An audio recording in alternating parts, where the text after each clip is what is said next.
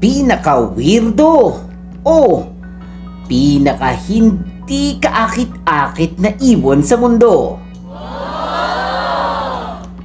Mr. D. Number 12. Northern Bald Ibis. Ito'y isa sa mga ibon kapag nakita mo, parang galing sa lumang horror painting. May itim na katawan na may green at purple na metallic shine, pero ang pinakaagaw na pansin ay ang kalbo nitong ulo na kulay pula, kulubot at parang laging nasunog sa araw. Ang mahabang kurbadong tuka nito ay ginagamit sa paghahanap ng pagkain sa lupa gaya ng insekto, bulate, butiki at maliliit na hayop. Dahil sa kakaibang itsura, mukha itong matandang ibon na laging galit at puyat. Noong unang panahon, marami sila sa Europe, Middle East at North Africa, pero halos nawala sila dahil sa hunting, pagkawala ng tirahan at paggamit ng pesticides. Nakakatuwa dahil kahit mukha silang medyo pangit sa paningin ng tao, napaka-social nila at madalas silang namumuhay sa colonies. Kapag panahon ng breeding, gumagawa sila ng pugad sa cliffs at rocky areas. Isa rin sila sa mga ibong may malaking conservation comeback dahil maraming programa ang tumutulong para ibalik sila sa wild. Kaya sa likod ng kalbong ulo at parang masungit na mukha, ang Northern Bald Ibis ay simbolo ng survival. Number 11. Helmeted Hornbill. Ito ay kakaiba at medyo nakakatakot tingnan dahil sa napakalaking solid na casque o helmet sa ibabaw ng tuka nito.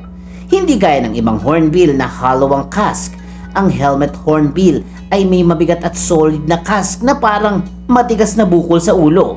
May wrinkled na lalamunan, pulang balat sa lalaki, at mala-prehistoric na hitsura na parang ibong galing sa sinaunang gubat. Ang tawag nito ay isa rin sa pinakakilalang tunog sa rainforest. Mahaba, tumataas at parang nakakatakot na tawa sa gitna ng kagubatan. Nakatira sila sa Southeast Asia, kabilang ang Malaysia, Indonesia, Thailand at Brunei. Mahilig sila sa prutas lalo na sa figs, pero kumakain din ng maliliit na hayop. Napakahalaga nila sa gubat dahil tumutulong silang magkalat ng seeds. Pero malungkot, isa sila sa mga pinaka-endangered na hornbill dahil hinuhuli sila para sa casque na ginagamit sa illegal wildlife trade. Kahit mukha silang kakaiba at parang may matigas na helmet sa mukha, ang ibong ito ay mahalagang tagapagbantay ng rainforest. Number 10. Andean Condor. Ito'y isa sa pinakamalaking nilalang na lumilipad. Maaaring umabot ng 10.5 feet ang wingspan at umaabot sa 33 pounds ang bigat. Karamihan sa katawan kulay itim, ngunit may puting bandang collar sa leg at puting mga patch sa mga pakpak. Ang mga lalaki ay mas malaki kaysa sa mga babae at may makapal na fleshy na comb o palong sa ulo, habang ang kanilang mga mata ay color yellow. Ang mga babae naman ay pula. Ang kalbong ulo ay nagpapadali sa paglinis matapos kumain ng mga bangkay dahil mabigat umaasa sila sa malalakas na hangin ng Andes at baybayin para makalipad. Kaya bihira silang mag-flap at mas madalas sumasakay lang sila sa flow ng hangin. Kilala rin sila sa pag-iwas sa sobrang init at taglamig. Binubuka nila mga pakpak para mag-sunbathe at naglalagay ng sariling dumi sa mga binti upang mapatay ang mga bakterya. Kakaibang hand sanitizer ng mga ibon to Mabagal silang magparami. Iisang sisiw lang tuwing 2 taon, kaya mahalaga ang bawat Andean condor sa balanse ng ecosystem. Number 9. King Vulture. Kung ang usapan ay tungkol sa makukulay na ulo, walang tatalo dito. Meron itong puti o kulay krema na katawan, itim na patpak at buntot at isang hubad na ulo na tila ginuhita ng pintor. May pula, orange at purple na kutis na kulubot at may malaking caruncle o masalimuot na laman sa tuka. Ang kanilang mga mata ay puti na may pulang ring at may malalapad na pakpak at maikling buntot. Malakas ang tuka nito at kayang buksan ang matitigas na balat ng mga bangkay para makakain, kaya't sila ang madalas na unang makakain sa buffet ng mga bangkay. Pinaniniwalaan ang mga makukulay na ulo at leeg ay tumutulong para mapanatiling malinis mula sa bakterya at mahusay ding pang-akit sa mga kapareha. Sa mythologies ng Mayan, kinikilala silang mensahero sa pagitan ng tao at ng mga Diyos.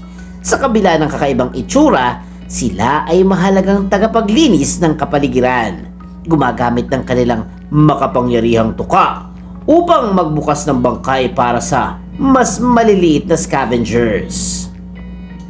Number 8. California Condor. Ang ibon na ito ang pinakamalaking ibon sa Hilagang Amerika. May wingspan na 9.5 feet at haba na 43 to 55 inches. Nakilala sila dahil sa kalbo at kulubot na ulo na kulay pink o orange. Isang pag-aangkop upang manatiling malinis habang kumakain ng mga bangkay. Ang kanilang talim na tuka at balahibong pabilog sa liig ay tumutulong sa pag-regulate ng temperature. Meron silang flat na mga paa at hindi sila makakakapit ng biktima, kaya't sila ay mga detritivore na kumakain ng patay na hayop. Kaya ring mag-imbak ng karne sa isang pouch sa lalamunan. Maaaring lumipad sila ng 200 miles sa isang araw para lang makahanap ng pagkain.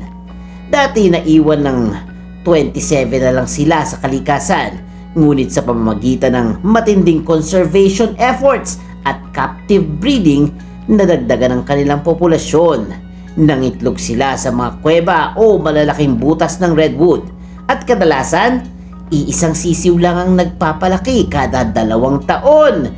Kaya't bawat condor mahalaga sa kalikasan ng California at Arizona. Number 7. Muscovy Duck. Ito ay hindi karaniwang pato. Sa halip na makinis na mukha, may makakapal na pulang caruncle sila, mga bukol na parang warts sa paligid ng mata at tuka. Sa ligaw, ang balahibo nila ay madilim na may berdeng kislap at kakaunti lang ang caruncles. Sa domestikadong anyo naman, mas malaki ang katawan at mas matingkad at marami ang pulang bukol. Naglalabas ng langis ang caruncles na pinapahid nila sa balahibo upang manatiling water resistant at bilang proteksyon na rin habang sumusupsop ng mga pagkain sa maputik na tubig. Hindi sila tumitilaok, sa halip humihis at kung minsan kumakahol na parang aso. Mahilig silang umakyat sa mga puno at matutulog doon. Ang mga kuko nila ay malalaki at matatalim. Ang mga lalaki ay maaaring umabot sa 3 talampakan.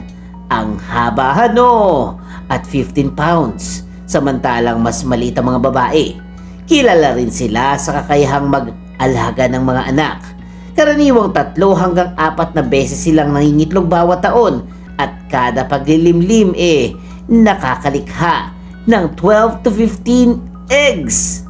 Dahil sa masarap at lean na karne, paborito silang alagaan sa maraming bansa. Number 6. Great Potu. Mukha mang multo sa kagubatan, ang Great Potu ay bihisang maestro ng camouflage. Humihigit kumulang kalahating metrong haba, may malaking ulo at malapat na bibig na may napakalaking bunganga. Ang malalaking mata ay kulay dilaw o kayumanggi at nangangalit sa dilim. Perpekto para sa gabi, Ang balahibo ay puti hanggang kulay abo na may itim at burgundy sa batik. Kaya't mistulang tuod ng kahoy sila kapag nakapikit at mag-isa. Sa araw, tatayo lamang sila sa mga sanga at iaangat ang ulo at bibig nila upang magmukhang parte ng puno. Tinatawag itong stomping. May maliit na butas sa talukap ng mga mata na nagpapahintulot sa kanilang makakita kahit nakapikit. What a dive! Gabi-gabi, lumilipat sila sa mga mababang sanga upang mambiktima ng malalaking insekto at kung minsan pati ng mga paniki. Ang kanilang malungkot at mahabang ungol ay pinaniniwala ang mga kaluluwang nagmumulto sa kagubatan. Naglalagay sila ng simpleng pugad sa tuktok ng malalaking sanga at sa isang itlog lang ang kanilang sinusubukan. Kaya lubhang mahalaga ang bawat anak at itlog nila. Number 5. Hoatzin. Tinagurian na stink bird or flying cow. Ang Hoatzin ay kakaiba sa lahat ng paraan. Una, ang itsura nito. May matulis at spiky na crest, makislap na asul na balat sa mukha na may pulang mata, at makapal na balahibo na parang kapa.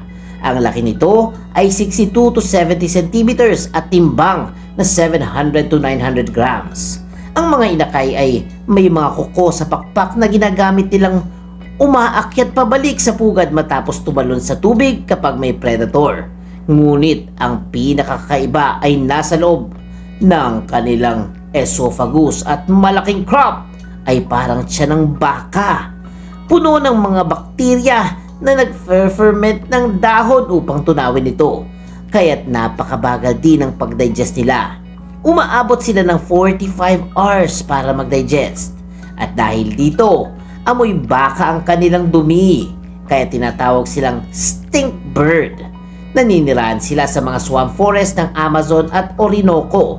Gumagawa ng pugad sa ibabaw ng tubig upang madaling tumalo ng mga sisiw kung may panganib.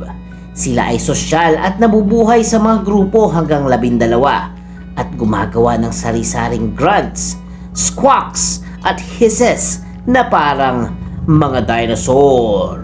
Bihira lang silang lumipad ng malayo, ngunit isa sila sa iilang modernong ibon na may mga katangiang paalala ng sinaunang panahon. Number 4. Tony Frogmouth. Mukhang kwago ngunit hindi siya kwago. Ito ay miyembro ng pamilyang nightjar. Ang pangalan nito ay hango sa malapad at palakang bibig na tila nakasmile. May malapad na triangular na tuka na may kawit sa dulo.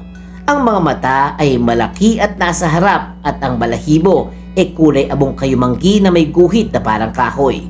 Kaya kapag sila nakapikit at nakadikit sa mga sanga, akala mo parteng tuyo lang ng kahoy. May maliit na mga paa at maikling pakpak. Mahina silang lumipad at mas pinipiling lumundag mula sa sanga patungo sa kabilang sanga. Kapag nabahala sa araw, iaangat nilang ulo, pipikit at ipipirmi ang katawan upang magmukhang tuod. Isang taktikang tinatawag na stamping ulit. Aktibo sila sa gabi at nangangaso ng mga insekto, maliliit na vertebrae at kahit mga palaka. Ang kanilang tunog ay malalim na "Hum! Hum!" At kapag nabigla, bumubuga sila ng mahina ngunit napakaninindig balahibong pagdadalang habi. Monogamo sa mga Tony Frogmouth, kapwa ina at ama ang naglilimlim at nag-aalaga ng mga sisiw. Sa kabila ng kanilang kakaibang itsura, sila ay mahalagang taga-kontrol ng mga insekto sa kagubatan ng Australia. Number 3. Lappet-faced vulture. Kung ang kilala ninyong buitre ay maliit at kalbo, magugulat kayo sa lappet-faced vulture. Isa ito sa pinakamalalaking buitre ng Africa at may bear-pig na ulo na may malalaking lappets o nakalawit na mga plague ng balat sa gilid ng leeg. Mabigat ang ulo at malaki ang tuka. Ang katawan ay madilim ngunit may puting balahibo sa hita. Ang wingspan nito ay umaabot sa 2.6 meters or 8.5 feet. At ang mga bigat ay maaaring umabot ng 13 kilos. Kilala sila bilang isa sa pinaka-agresibong buitre at may napakalakas na tuka. Kaya nilang punitin ang balat, litid at laman ng bangkay na hindi kayang abutin ng mas maliliit na buitre. kaya't sila ang nagbubukas ng hapag para sa iba. Dahil sa lakas nila, kadalasan nilang tinatakot o kinukuhaan ang mga maliliit na buitre. Hindi lamang sila kumakain ng bangkay, nakikita silang kumakain ng mga insektong lumalabas mula sa termite mounds at kung minsan ninanakawan ang mga kolonya ng flamingo, pati itlog at sisiw. Number 2. Wood stork. Ito ang tanging stork na naglilimlim sa Hilagang Amerika. Ito ay higit sa 3 feet ang taas at may wingspan na 5 feet. Ang katawan ay halos puti, ngunit ang pangunahing pakpak at buntot ay kulay itim. Ang ulo at itaas na leeg ay walang balahibo at may gray at magaspang na kaliskis na parang balat ng buhaya. Meron silang mabigat at medyo nakakurba na itim o kulay dilaw na tuka na ginagamit sa kakaibang paraan ng paghuli. Tactile location. Binababa nilang bukas na tuka sa mababaw na tubig at hinihila ito pakanan o kaliwa. Kapag may dumikit na isda o palaka, otomatikong sumasarang tuka sa loob ng 25 miles per second. Isa sa pinakamabilis na reflex ng anumang vertebrae. Sila'y halos walang boses at kadalas ay humihis lamang. Naging indicator species sila sa Everglades sapagkat umaasa sila sa tamang pagtaas at pagbaba ng tubig upang mapigilan ang pagkaubos ng mga isda. Kapag mali ang pamamahala ng tubig, hindi sila nangingitlog. Nagtitipon sila sa malalaking kolonya kung saan daan-daang pugad ang sabay-sabay na inaayos at ang bawat pares ay nangangailangan ng tinatayang 200 kilos ng isda bawat breeding season. Sa kabila ng hindi pangkaraniwang itsura, sila'y mahalaga sa balansing ekolohikal ng ating lupain. Number 1. Greater Adjutant Stork. Isang ibon na parang pinaghalo ang sundalong pagod at matandang buitre at higanteng tagalinis ng basurahan.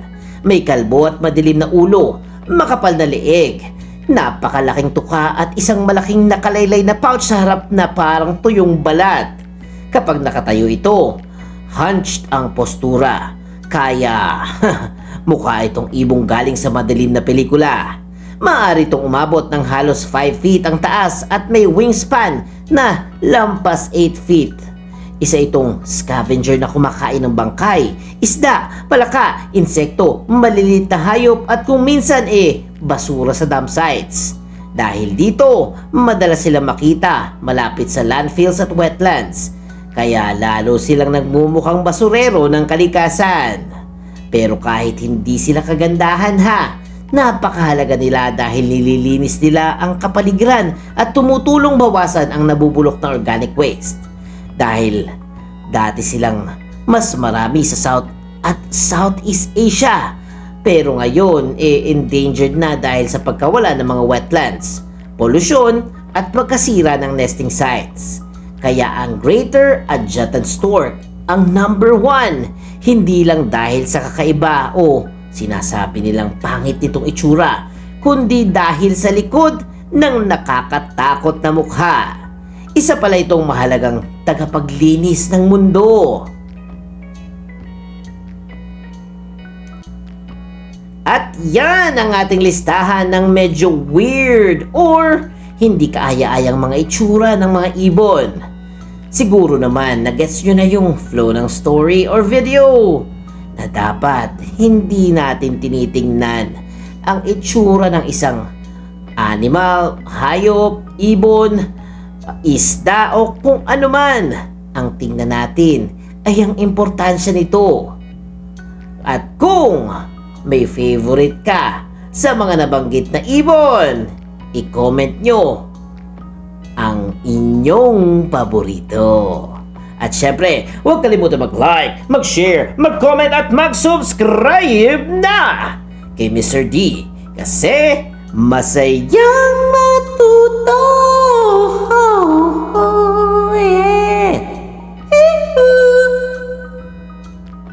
Sheesh. The end. huwag kalimutang i-click ang subscribe button at bell icon ni Mr. D para masaya every day. See you, D-Fam!